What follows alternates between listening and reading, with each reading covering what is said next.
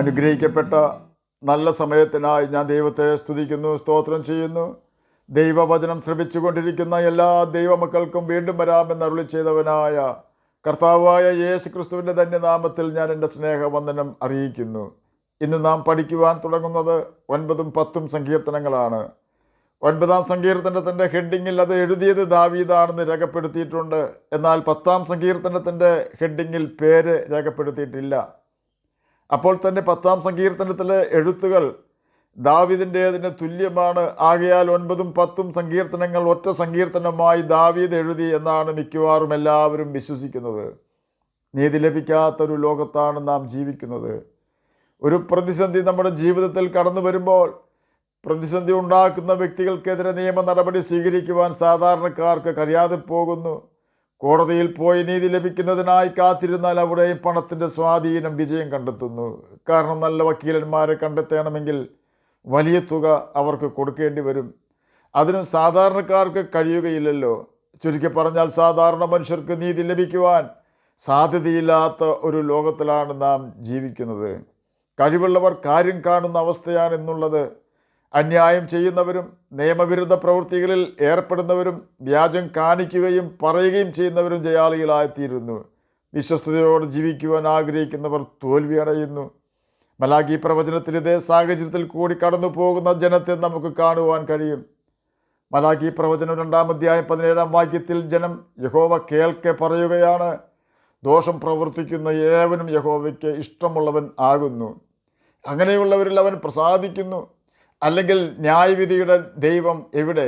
ഇതാണ് മലാഖി പ്രവചനത്തിലെ ജനങ്ങളുടെയും ഇന്നുള്ള ജനങ്ങളുടെയും ദൈവത്തോടുള്ള ചോദ്യം.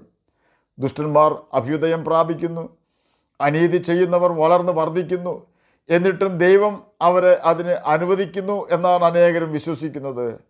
അപ്രകാരം ചിന്തിക്കുന്ന വ്യക്തികൾക്ക് കർത്താവ് കൊടുക്കുന്ന മറുപടി 9ആം സങ്കീർത്തനം 7ഉം 8ഉം 9ഉം വാക്യങ്ങളിൽ രേഖപ്പെടുത്തിയിരിക്കുന്നത് ഇപ്രകാരമാണ്.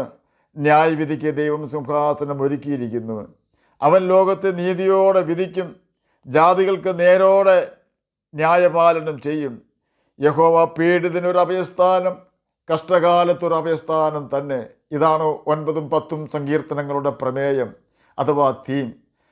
സെപ്റ്റ്വജിൻ്റ് അഥവാ Greek translation of the old ടെസ്റ്റ്മെൻറ്റിൽ 9ഉം 10ഉം സങ്കീർത്തനങ്ങൾ ഒറ്റ സങ്കീർത്തനമായാണ് എഴുതിയിരിക്കുന്നത്. 9ആം സങ്കീർത്തനം 4-ാം വാക്യത്തിൽ നീ എൻ്റെ കാര്യവും വ്യവഹാരവും നടത്തിയിരിക്കുന്നു, നീ നീതിയോടെ വിധിച്ചുകൊണ്ട് സിംഹാസനത്തിലിരിക്കുന്നു എന്ന് രേഖപ്പെടുത്തിയിരിക്കുന്നു.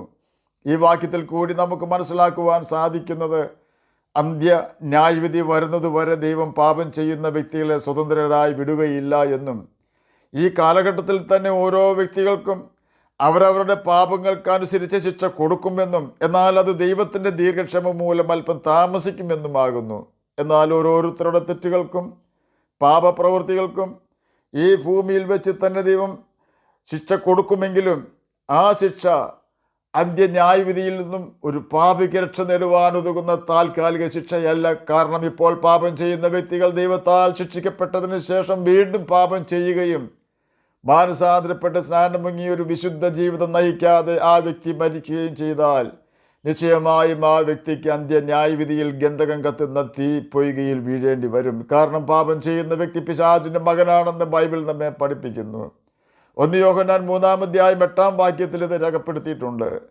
ദൈവം വ്യക്തികളെയും രാജ്യങ്ങളെയും ന്യായം വിധിച്ച ചരിത്രം ഇന്നും നമ്മുടെ കൺമുൻപിൽ കിടക്കുന്നുണ്ട്. അതിൽ ചിലത് സൊദോം ഗൊമോറയും ബാബേൽ സാമ്രാജ്യവുമാണ് എന്ന് നാം ഓർക്കണം. ഈ 2 രാഷ്ട്രങ്ങളും അഹങ്കാരികൾക്കൊരു അടയാളമായി ഇന്നും അവശേഷിച്ചിരിക്കുന്നു. ആർക്കും ഈ 2 രാഷ്ട്രങ്ങളും പണിയുവാനിന്ന് വരെ കഴിഞ്ഞിട്ടില്ല. കാരണം കർത്താവ് തൻ്റെ പ്രവാചകന്മാരിൽ കൂടി പ്രഖ്യാപിച്ചു, ഒരു നാളും ബാബേൽ പണിയപ്പെടുകയില്ല എന്ന്.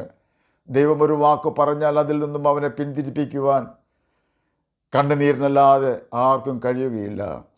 മനുഷ്യപുത്ര, യെരുശലേമിനെക്കുറിച്ച് നന്നായി ജാതികളുടെ വാതിലായിരുന്നവൾ തകർന്നുപോയി, അവൾ എങ്കിലേക്ക് തിരിഞ്ഞിരിക്കുന്നു, അവൾ ശൂന്യമായി തീർന്നിരിക്കുകയാൽ ഞാൻ നിറയും എന്ന് സോർ പറയുന്നത് കൊണ്ട് യഹോവയായ കർത്താവ് ഇപ്രകാരം അരുളി ചെയ്യുന്നു, സോരെ, ഞാൻ നിനക്ക് വിരോധമായിരിക്കുന്നു. സമുദ്രം തൻ്റെ തിരകളെ കയറി വരുമാറാക്കുന്നത് പോലെ ഞാൻ അനേകം ജാതികളെ നിൻ്റെ നേരെ പുറപ്പെട്ടു വരുമാറാക്കും. അവർ സോറിൻ്റെ മതിലുകളെ നശിപ്പിച്ച് അതിൻ്റെ ഗോപുരങ്ങളെ ഇടിച്ചു കളയും. ഞാൻ അതിൻ്റെ പൊടി അടിച്ചു വാരിക്കളഞ്ഞ് അതിനെ വെറും പാറയാക്കും. അത് സമുദ്രത്തിൻ്റെ നടുവിൽ വലവിരിക്കുന്നതിനുള്ള സ്ഥലമായി തീരും. ഞാനത് അരുളി ചെയ്തിരിക്കുന്നുവെന്ന് യഹോവയായ കർത്താവിൻ്റെ അരുളപ്പാട്. യെഹെസ്കേൽ പ്രവചനം 26-ാം അധ്യായം 2 മുതൽ 5 വരെയുള്ള വാക്യങ്ങളാണ് നാം കേട്ടുകൊണ്ടിരുന്നത്. ഞാൻ വടക്കുനിന്ന് രാജാതിരാജാവായ നെബൂഖദ്നേസർ എന്ന ബാബേൽ രാജാവിന് കുതിരകളോടും രഥങ്ങളോടും കുതിരച്ചേവകരോടും ജനസമൂഹത്തോടും വളരെ പടജനത്തോടും കൂടെ സോരിന് നേരെ വരുത്തും. അവർ നിന്റെ സമ്പത്ത് കവർന്ന് നിന്റെ ചരക്ക് കൊള്ളയിട്ട് നിന്റെ മതിലുകൾ ഇടിച്ച് നിന്റെ മനോഹര ഭവനങ്ങൾ നശിപ്പിക്കും. നിന്റെ കല്ലും മരവും മണ്ണും എല്ലാം അവർ വെള്ളത്തിൽ ഇട്ട് കളയും. നിന്റെ പാട്ടുകളുടെ ഘോഷം ഞാൻ ഇല്ലാതാക്കും. നിന്റെ വീണകളുടെ നാദം ഇനി കേൾക്കുകയുമില്ല. ഞാൻ നിന്നെ വെറും പാറയാക്കും. നീ വലവിരിപ്പാനുള്ള സ്ഥലമായി തീരും. നിന്നെ ഇനി പണിയുകയില്ല. യഹോവയായി ഞാൻ അത് കൽപ്പിച്ചിരിക്കുന്നു എന്ന് യഹോവയായ കർത്താവിൻ്റെ അരുളപ്പാട്. യെഹെസ്കേൽ പ്രവചനം 26-ാം അധ്യായം 7-ാം വാക്യവും 12-ാം വാക്യവും 13-ാം വാക്യവും 14-ാം വാക്യവും ആണ് നാം കേട്ടുകൊണ്ടിരുന്നത്. യെരുശലേം ശത്രുവിനാൽ പിടിക്കപ്പെട്ടതിലുള്ള അതിയായ സന്തോഷം സോറിനുണ്ടായിരുന്നു. കാരണം യെരുശലേം പിടിക്കപ്പെട്ടതിനാൽ സോർ ഇനി സമ്പൽ സമൃദ്ധമാകും എന്നാണ് സോർ വിചാരിച്ചത്. തൻ്റെ ജനത്തിൻ്റെ നാശത്തിൽ സന്തോഷിച്ച സോറിനുള്ള ശിക്ഷകളുടെ പ്രവചന ശബ്ദമാണ് നാം മുൻപ് കേട്ടത്. ഒരിക്കലും നിവൃത്തിയാകുവാനോ സോർ ശിക്ഷിക്കപ്പെടുവാനോ യാതൊരു സാധ്യതയുമില്ല എന്ന് തോന്നുന്ന ശിക്ഷയെക്കുറിച്ചുള്ള പ്രവചനം വളരെ നാളുകൾക്ക് മുമ്പേ പ്രവചിച്ചതാണ്. യെഹെസ്കേൽ പ്രവാചകനാണ് ഇത് പ്രവചിച്ചത്. സോർ എന്ന പട്ടണം ഫൊനീഷ്യക്കാരുടെ വളരെ പ്രധാനപ്പെട്ട ഒരു തുറമുഖ പട്ടണമായിരുന്നു. മാത്രമല്ല അത് കപ്പൽ നിർമ്മാണത്തിന് വളരെ കീർത്തി കേട്ടതുമായിരുന്നു. ബാബേൽ രാജാവായ നെബൂഖദ്നേസർ സോറിനെതിരെ തിരിയുകയും നീണ്ട 12 വർഷത്തെ ഉപരോധം ഏർപ്പെടുത്തുകയും ചെയ്തു. പട്ടണത്തിൻ്റെ വീഴ്ച അടുത്തപ്പോൾ അതിലെ നിവാസികൾ കടലിൽ അല്പം ദൂരെ മാറി കാണപ്പെട്ട ദ്വീപിലേക്ക് ഓടിപ്പോകുകയും പട്ടണം ബാബേൽ പട്ടാളക്കാർ നശിപ്പിക്കുകയും ചെയ്തു. തുടർന്നുള്ള 240 വർഷത്തോളം ഈ ദ്വീപിൽ തുറമുഖ പട്ടണമായ സോറിൽ നിന്നും ഓടിപ്പോയവർ താമസിച്ചു. അതിൻ്റെ പേരും സോർ എന്ന് തന്നെ അറിയപ്പെട്ടു. BC 333 മഹാനായ അലക്സാണ്ടർ ചക്രവർത്തി ഈ സ്ഥലങ്ങളിൽ പടയോട്ടം നടത്തിയപ്പോൾ ഈ പുതിയ സോറും അദ്ദേഹത്തിൻ്റെ സൈന്യത്താൽ ഉപരോധിക്കപ്പെട്ടു.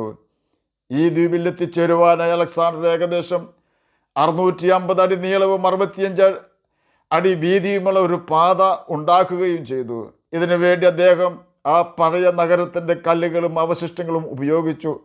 അവയെ വെള്ളത്തിലിട്ട് പാത ശരിയാക്കി. ഇതിൻ്റെ നിർമ്മാണത്തിനായി പിന്നെയും സാമഗ്രികൾ ആവശ്യമായി വന്നപ്പോൾ നശിച്ചുപോയ ആ പട്ടണത്തിലെ പാറകളുടെ മുകളിലുണ്ടായിരുന്ന ചെളിയും പൊടിയും എല്ലാം ശേഖരിച്ച് കടലിലിട്ട് പാത ശരിയാക്കി.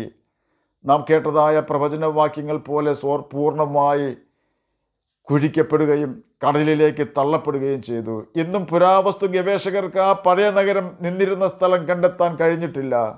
നിന്നെ അന്വേഷിച്ചാലും ഇനി ഒരിക്കലും നിന്നെ കണ്ടെത്തുകയില്ല എന്ന് യെഹെസ്കേൽ 26-ാം അധ്യായം 21-ാം വാക്യത്തിൽ രേഖപ്പെടുത്തിയിരിക്കുന്നു. ദൈവം തെറ്റുകൾക്ക് നിശ്ചയമായും ശിക്ഷ കൊടുക്കും. അല്പം താമസിക്കുന്നത് ദൈവത്തിൻ്റെ ദീർഘക്ഷമ ഒന്നുകൊണ്ട് മാത്രമാണ് എന്ന് നാം മനസ്സിലാക്കണം. ദൈവത്തിൻ്റെ ദീർഘക്ഷമ രക്ഷയെന്ന് ചിന്തിച്ച് നാം പാപത്തിൽ നിന്നും മാനസാന്തരപ്പെടണമെന്നാണ് കർത്താവ് നമ്മെക്കുറിച്ച് ആഗ്രഹിക്കുന്നത്.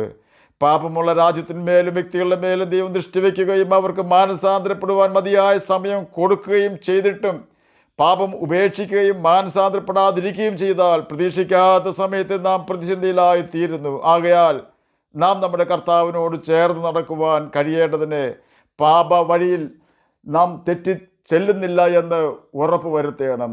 സാത്താൻ ഉപായത്താലാണ് നമ്മെ അവൻ്റെ കെണിയിൽ വീഴിക്കുന്നത്. ഹവ്വായെ വീഴിച്ചത് പ്രകാരമാണ്. ദൈവം നിന്നോട് നുണയാണ് പറഞ്ഞതെന്ന് ഹവ്വായെ പിശാച് വിശ്വസിപ്പിച്ചു. ദൈവത്തെപ്പോലെ ഇരുന്ന ഹവ്വായോട് സാത്താൻ പറയുകയാണ്, നീ ആ പഴം തിന്നാൽ നിനക്ക് ദൈവത്തെപ്പോലെ ആകുവാൻ കഴിയുമെന്ന്. ഇത് തന്നെയാണ് സാത്താൻ നമ്മോടും പറയുന്നത്. പെട്ടെന്ന് ധനവാനാകുവാൻ ചില വ്യക്തികൾ കൈക്കൂലി മേടിക്കുകയും തെറ്റായ ജീവിത രീതിയിൽ കൂടി ജീവിക്കുകയും ചെയ്യുന്നു. അവർ പ്രതീക്ഷിക്കാത്ത സമയത്ത് അവർ ക്രൈം ബ്രാഞ്ച് പോലീസിൻ്റെ വലയിൽ വീഴുകയും അതോടെ അവരുടെ ജോലിയും സമൂഹത്തിൽ അവർക്കുള്ള മാന്യതയും നഷ്ടപ്പെടുകയും ചെയ്യുന്നു. സാത്താനാണ് ഏതൊരു വ്യക്തിയുടെയും ഹൃദയത്തിൽ തെറ്റുകൾ ചെയ്യുവാൻ പ്രേരിപ്പിക്കുന്നത്. ഇത് തിരിച്ചറിയുവാൻ നമുക്ക് കഴിയുകയില്ല. എന്നാൽ യേശുവിൻ്റെ ആത്മാവുള്ളവർക്ക് പരിശുദ്ധാത്മാവ് സകലതും പഠിപ്പിച്ചു കൊടുക്കുന്നതിനാൽ സാത്താൻ്റെ തന്ത്രം യേശു അവർക്ക് വെളിപ്പെടുത്തി കൊടുക്കും. നമ്മെ അടിമകളാക്കുവാനാണ് എല്ലാ കാലത്തും സാത്താൻ ശ്രമിച്ചിട്ടുള്ളത്.